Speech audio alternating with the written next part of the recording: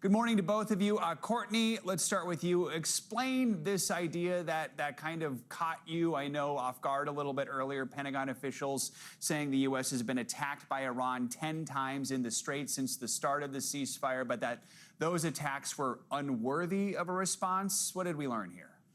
Yeah, I was shocked that this came out of someone in uniform's mouth, because this was the chairman of the Joint Chiefs, General Dan Kane. He said in his opening remarks, those prepared remarks, that in fact the U.S. had been attacked, is the word he used, more than 10 times since the ceasefire began.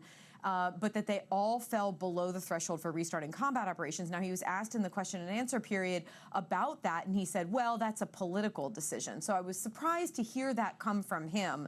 Again, it was in his opening remarks. He prepared to say that, versus I wouldn't have been quite as surprised if Secretary of Defense Pete Hegseth had said such a thing. I mean, that doesn't keep with much of the past of what we've seen from the U.S. military. An attack on the U.S. military, even if it is repelled, is often met with U.S. military force. I would give examples in Iraq, where groups like Kataib Hezbollah have attacked U.S. forces unsuccessfully. If they've been either they've not completed the attack or it's been repelled, whatever the answer is, and the U.S. has responded with airstrikes in Syria. The Houthis is another one. They have fired off more projectiles than I can even count at this point. The vast majority of them end up in the ocean or are shot down. Well, the U.S. has conducted a string of strikes against the Houthis in response to some of those attacks. So that doesn't always keep with past precedent. The other thing that I was also struck by was what you said in the open there about Secretary Hegseth. He responded very clearly, saying that the U.S. the ceasefire is not over, despite this exchange of gunfire between the U.S. military and the Iranian Revolutionary Guard Corps Navy.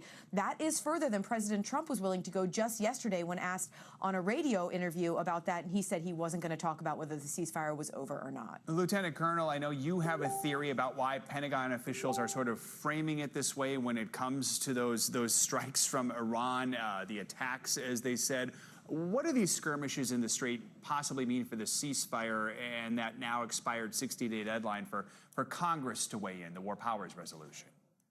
Well, listen, I think that the characterization of what was a separate and distinct operation, I think that's designed to bypass the issues of the 1973 War Powers Act, because they wanted to say, oh, well, that 60-day clock expired then, and we didn't get to the end of that time before the mission was still going on, and so now they're saying here's a new clock that started here.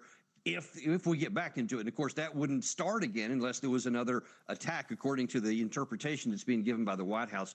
But the real issue here, though, is will this hold right now? Because we're setting up a situation by saying we're going to protect ships that come through, and the Iranians are still saying no ships are going to get through, and if anybody tries to run it without us, we will attack the ship. There's already been happened to two. Two got through yesterday, according to what General Kane said.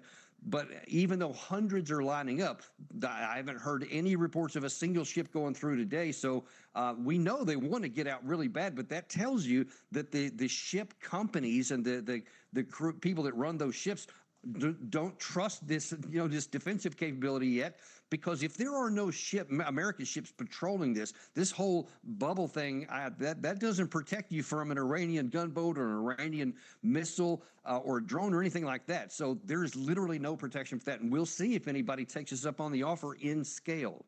Courtney, you mentioned that Secretary Hegseth said the ceasefire is not over. He briefly touched on the prospects for a deal with Iran. Is he still optimistic?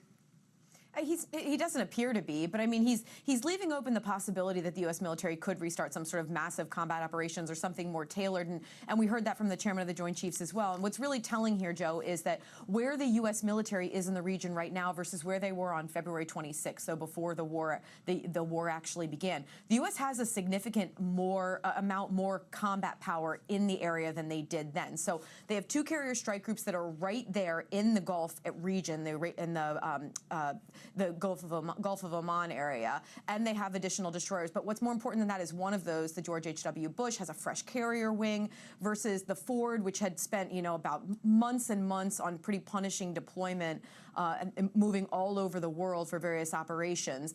And the U.S. has been able to basically reset during these last 3 weeks or so of the ceasefire. Now, keep in mind, Iran's been able to do the same. But the U.S. military is in a position where if they restarted combat operations, they could probably accelerate and even conduct more strikes than they were when the ceasefire began. Lieutenant Colonel Davis, we only have a few seconds left here, but what are you watching for over the next day or two? Well, I'm gonna watch to see if do any other ships attempt to go through, and will the Iranian side attack those ships? And if they do, what is going to be the U.S. response? That's what everything depends on. All right.